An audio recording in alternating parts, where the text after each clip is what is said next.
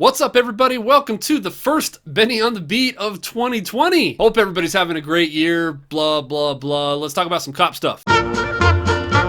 So the other day I was working a part-time job, not on regular duty, but a part-time security type job, and some folks got themselves into a little bit of a predicament, a little bit of a situation. And it warranted, as you know from the title of the video, that you know who, I'm vlogging here.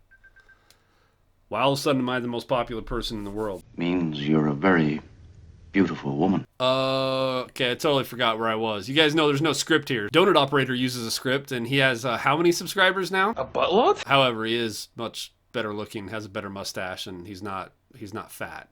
So anyway, I think I was talking about this predicament that these guys got themselves in. So somebody was waiting to use the elevator here in this building, and it wasn't coming. And they came over and told us, me and another security guard I was working with, that they could hear somebody in the elevator talking. So you got classic stuck in the elevator scenario, right? Everybody loves that. If you've never had that happen to you, it's awesome. Not as bad if you're one person, but if you get more than one person in there, it kind of sucks. About this same time, we get a call from dispatch, the same dispatch that dispatches me when I'm on active duty. And they let us know that they get a call from the elevator, the emergency phone in the elevator, that somebody's stuck and needs help, but they can't understand what they're saying. They just could make out that they were stuck. So this building has a maintenance squad that takes care of the elevators, like on hand. They're usually in the building doing something. So we tried to track them down. Anyone want to take a wild guess where the maintenance crew for the elevators was? Your mom's house. Ding, ding, ding, ding, ding, ding, ding, ding, ding, ding, ding, ding. Oh my gosh! It's the elevator maintenance crew. They're the ones that got themselves stuck in the elevator. Fantastic. So the people that could fix the problem are the ones that actually need to be rescued. So who do you call in that scenario?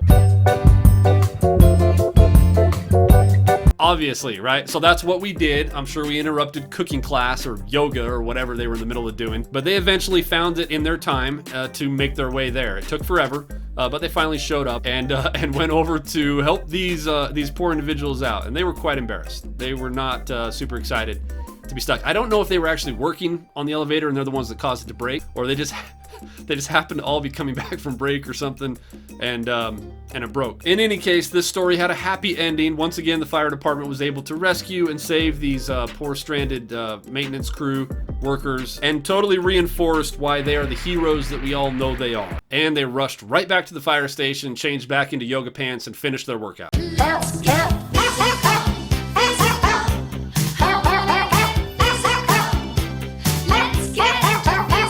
How about a car update? You guys are always wondering how my car is doing. Some people are convinced that I'm hiding it because it's been wrecked. That's not true. I've never wrecked a police car in my life, or any car for that matter. Are you kidding me? My wife, on the other hand, she did wreck our van. If I didn't already tell that story, I showed a picture of a mirror, a video of a mirror of our van on our personal family vlogs the other day. Everyone was accusing me of that.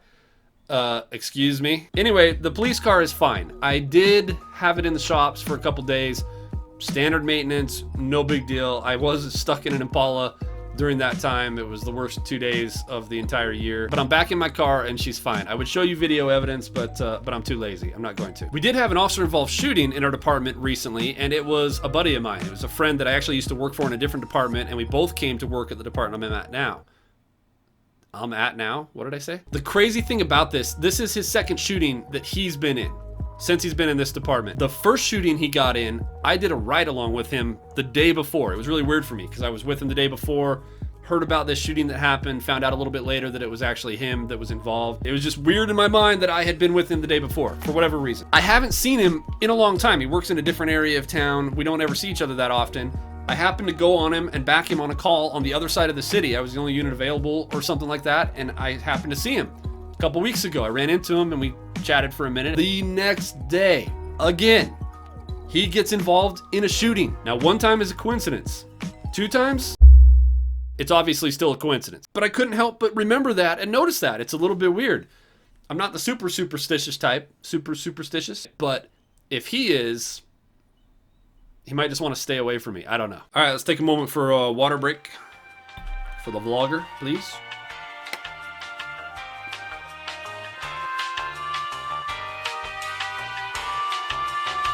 actually not water, it's vodka. I know it. I know it. Just a joke, just kidding. Man, the last Benny on the Beat, the last patrol vlog we did was the middle of December. Last time I did one. Holidays, guys. I'm sorry. That was the one where I did body cam footage of an upset driver on a traffic stop. If you haven't already seen that one, I'll put a link up here at the top of the screen and you can go check that one out. But let's look at a few comments from that video and see what you guys thought. Chris, what is with the names, guys? I swear you make these names just hoping that I read them and mess me up. Chris, I can't imagine that pulling someone over is so fun that a cop would make up a reason for it. You must have learned patience from the Canadian Mountie School.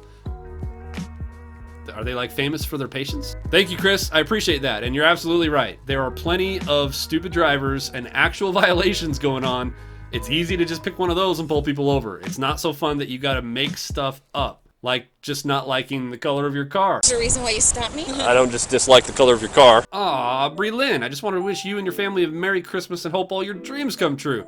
Because of course this was back a couple weeks before Christmas. Thanks, Berlin, really appreciate that. Just vote for me. All of your wildest dreams will come true. Stankus asks, why is it that someone can speed through a high crime ghetto area and not get pulled over, but you do the same thing in a low crime suburbia area and the cops are all over you? Well, you definitely get a different dynamic in different departments, right? It's really gonna change from city to city and jurisdiction to jurisdiction. I've worked in an agency before where call volume was less, there wasn't as much always going on, and it was a big important thing for the citizens of the city. They'd voice their opinion coming to city council meetings and everything that they wanted traffic enforcement. There had been some accidents where families had lost a kid or something in the past.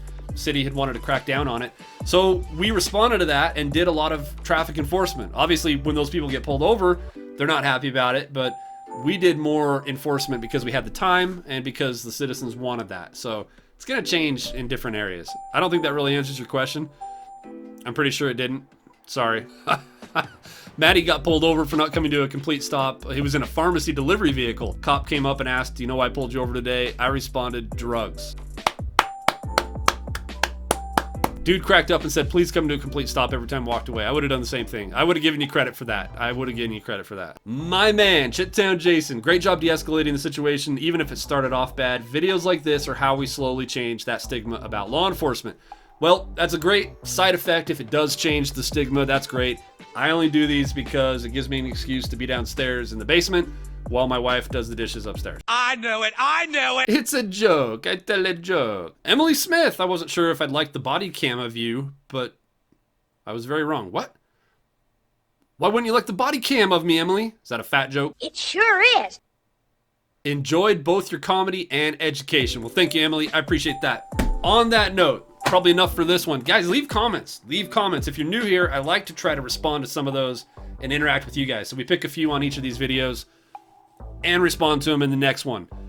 Whenever I get around to doing the next one. I'm trying to get more regular on these videos, not like regular. And that's my sign. Let's call it a wrap. I hope everybody has a fantastic week. You guys are awesome. We'll see you on the next one. Peace.